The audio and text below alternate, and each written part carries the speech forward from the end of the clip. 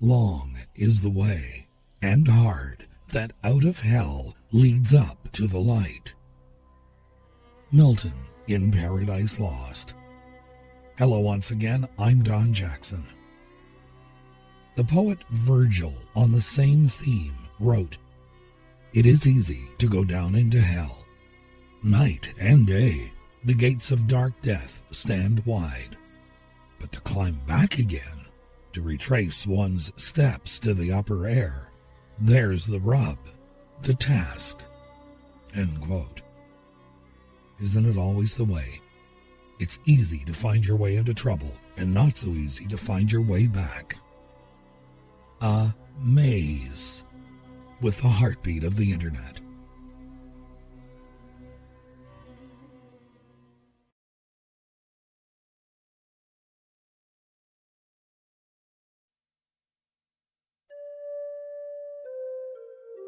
One of my very old editions of the Britannica featured this.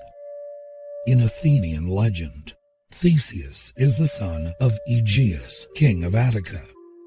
It is said that before he was born, his father hid a sword under a great stone. He told the mother that if she had a son who could lift the stone and take the sword, she was to send the boy secretly to Attica. Then Aegeus went away. When Theseus grew up, he easily raised the stone, and with the sword in his hand, set out for Attica.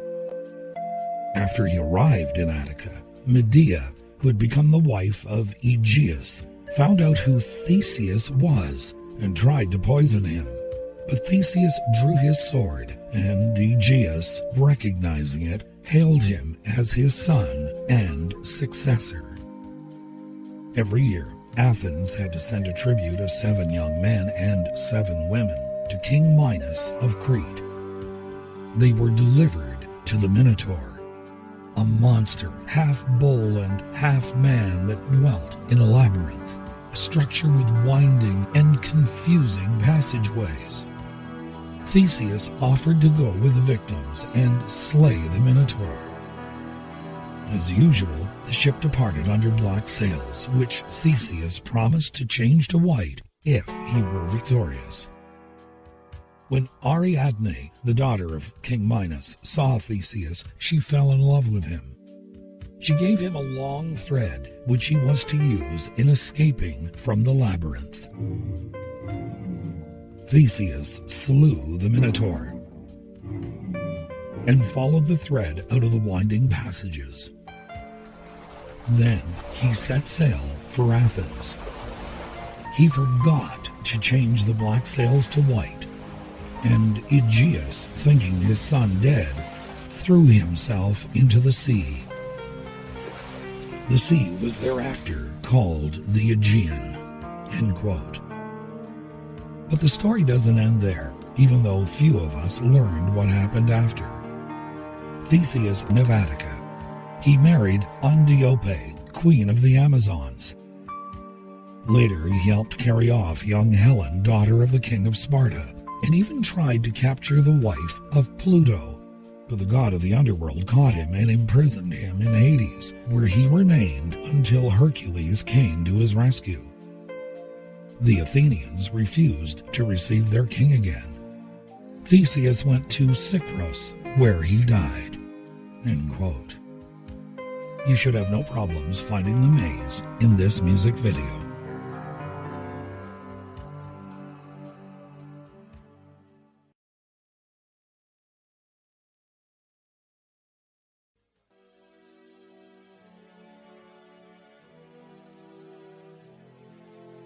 One of my sources filled in some of the gaps in the Greek legends.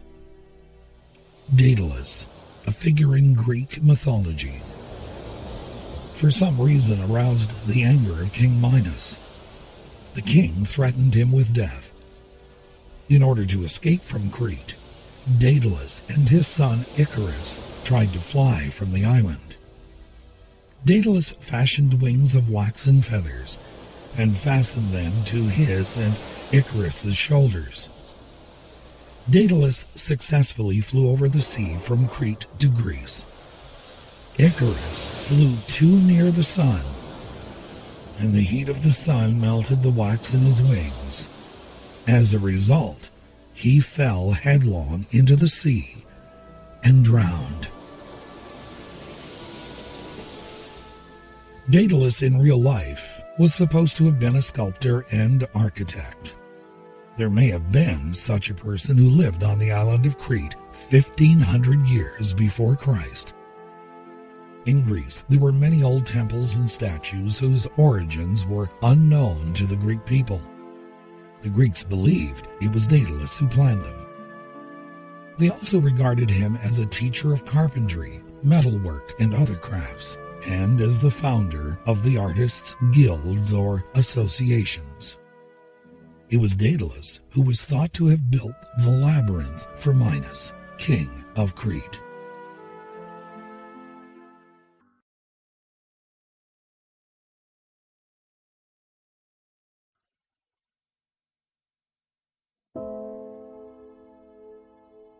The maze of your imagination as explored by you two. Michael Stapleton, in his book A Dictionary of Greek and Roman Mythology, wrote, and I quote, "The origin of the word labyrinth is uncertain, but it is believed to be derived from a non-Greek word, meaning a double-headed axe. The symbol of the double-headed axe occurs frequently on columns and stonework of Minoan Crete, and probably had some religious significance. Daedalus built a labyrinth for King Minos, a complicated building of tortuous corridors in which the Minotaur could be concealed and from which no one could escape. Thereafter, the word labyrinth was used to describe any kind of architectural maze. One theory says that the king's house, which Daedalus built, was the house of the double axe, hence labyrinth." End quote. But in our language today, a labyrinth is much different than a maze. When one thinks of a maze, one might consider the one in the Harry Potter movies that had corridors being blocked off by the walls that moved as Harry tried to make his way to the center. Another menacing maze was the one Jack entered at the end of the film version of Stephen King's The Shining. He eventually froze to death in the winter blizzard, not being able to find his way out. I have a labyrinth on my property that follows a winding course to its center and then back out again. There are no dead ends along the way. Keep following the winding path and you'll eventually get out. A recent film called Maze Runner had dark overtones. A teenager arrives in a glade at the center of a giant labyrinth. Like the other youths dumped there before him, he has no memory of his previous life. Thomas quickly becomes part of the group and soon after demonstrates a unique perspective that scores him a promotion to runner status. Those who patrol the always-changing maze to find an escape route. Together with Teresa, the only female, Thomas tries to convince his cohorts that he knows a way out. End quote. Others sat apart on a hill retired, in thoughts more elevate and reasoned high. Of providence, foreknowledge, will, and fate, fixed fate, free will, foreknowledge absolute, and found no end in wandering mazes lost. Milton from Paradise Lost.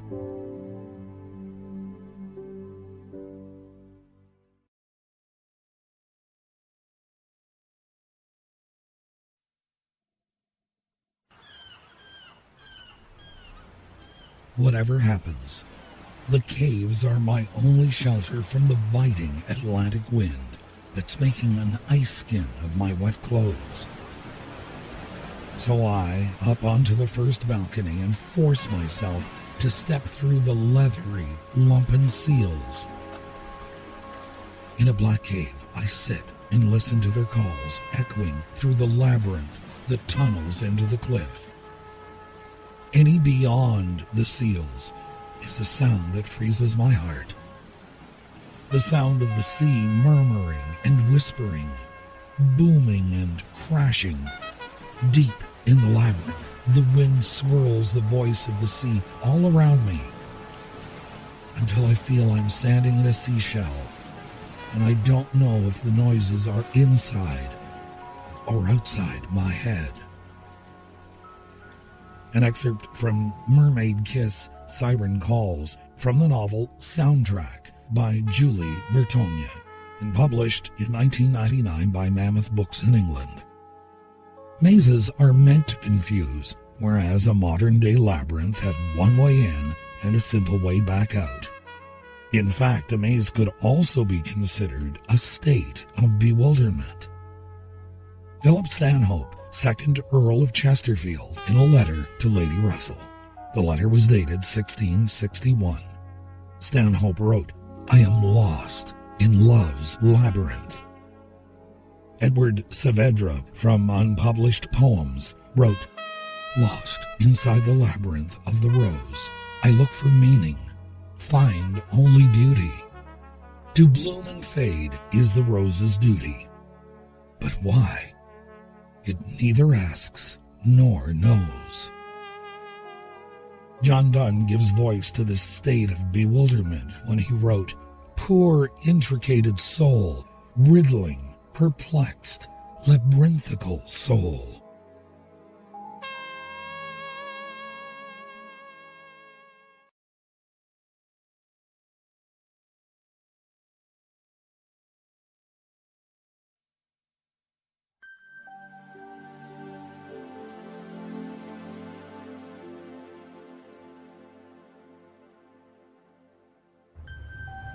Half the fun of travel is the aesthetic of lostness. Not being able to put Piccadilly together with Regent Street to distant Charing Cross, that is deliciousness. To go down the Spanish Steps in Rome and vanish. To go out in Paris midnight crowds and wonder why you love it so. As texture after texture drifts by, and you wish you could walk forever. Ray Bradbury writing in California. He gives us a reason to lose our way, to be in a maze of unfamiliar streets, to be lost within a crowd, and to enjoy the sensation. In another classic novel, Bradbury reminds us of a modern-day maze. Something Wicked, This Way Comes is also by Ray Bradbury. It was published in 1962, and it's the classic story about an evil carnival that arrives late in the year, a time when most other traveling shows have sought out warmer climates. You don't want to head into the funhouse at this carnival or the mirror maze. It's a room filled with mirrors designed to confuse. Bradbury writes, "If a man stood here, would he see himself unfolded away a billion times to eternity? Would a billion images look back, each face, and the face after, and the face after that, old, older, oldest? Would he find himself lost in a fine dust, away off, deep down there, not 50, but 60, no, not 60, but 70, not 70, but 80, 90, 99 years old?" The maze did not ask. The maze did not tell. It simply stood and waited like a great Arctic floe. Far away in the meadow, shadows flickered in the mirror maze, as if parts of someone's life yet unborn were trapped there, waiting to be lived. So the maze waited, its cold gaze ready for so much as a bird to come look, see, and fly away shrieking. But no bird came. End quote. There are some mirrors that are even more dangerous than the one that Snow White's wicked stepmother came to every day for reassurance, or the looking glass that Alice stepped through. Bradbury suggests you don't want to stand inside a house of mirrors very long. He writes, "He stared at the fathoms of reflections, you could never strike bottom there. It was like winter standing tall, waiting to kill you with a glance." End quote. The tale may be dark like the month of October that serves as the backdrop, but Bradbury's tale really is a great ride, like those thrilling carnival rides. But it gives us pause to consider the fact that we shouldn't be so concerned with our reflection that we lose ourselves, who we really are, in front of the mirror.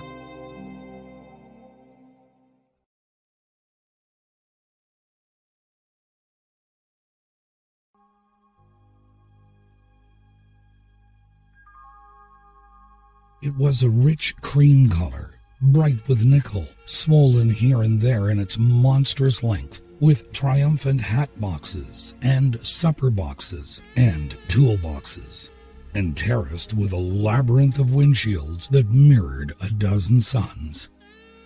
Sitting down behind many layers of glass in a sort of green leather conservatory, we started to town.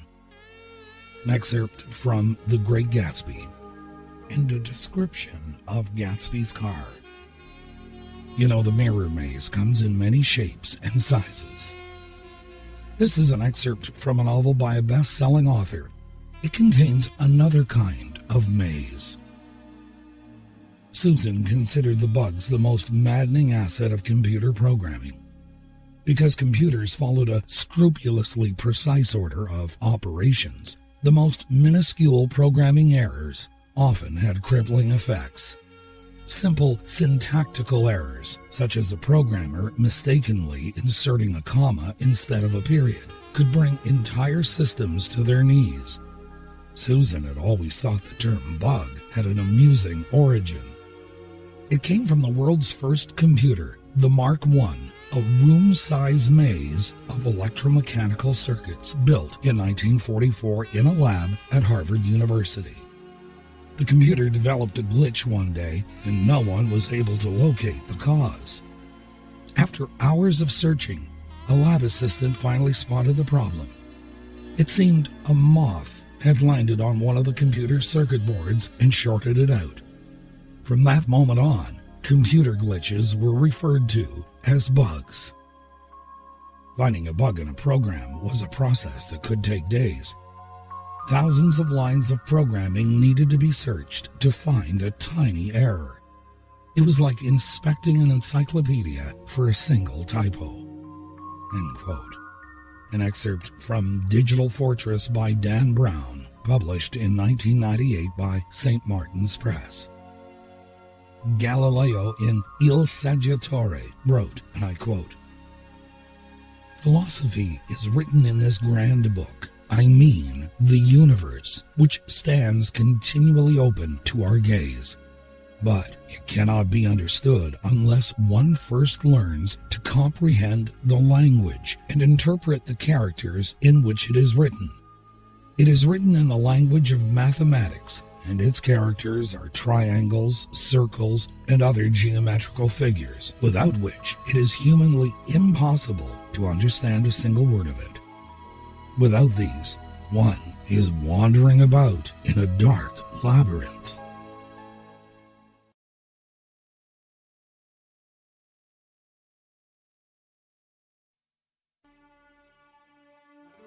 Maturity means dependability, keeping one's word, coming through in a crisis.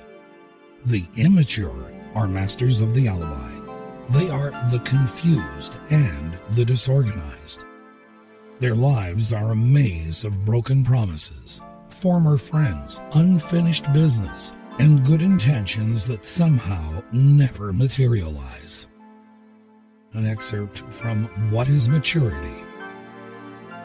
And finally, this excerpt from Hearts That We Broke Long Ago by Merle Shane. She writes, "There is a Greek myth about Ariadne, the daughter of King Minos of Crete, who fell in love with Theseus. Ariadne sought the help of Daedalus, by whose art the labyrinth was originally constructed, and begged him to help her save Theseus. The crafty Daedalus presented her with a skein of linen, and bade her have Theseus fix it to the entrance and unwind it as he went into the maze. It was so little that was needed to save Theseus, but the little was at hand, and the little is at hand for you and I as well. Where our pain is, that's where our life is, and we can follow it like a skein of linen thread, and it will lead us out of the labyrinth and back home again." End quote. Joseph Campbell seems to add to this when he wrote, "It is by going down into the abyss that we recover the treasures of life. Where you stumble, there lies your treasure. The very cave you are afraid to enter turns out to be the source of what you are looking for." Good night, sweet dreams. I'm Don Jackson.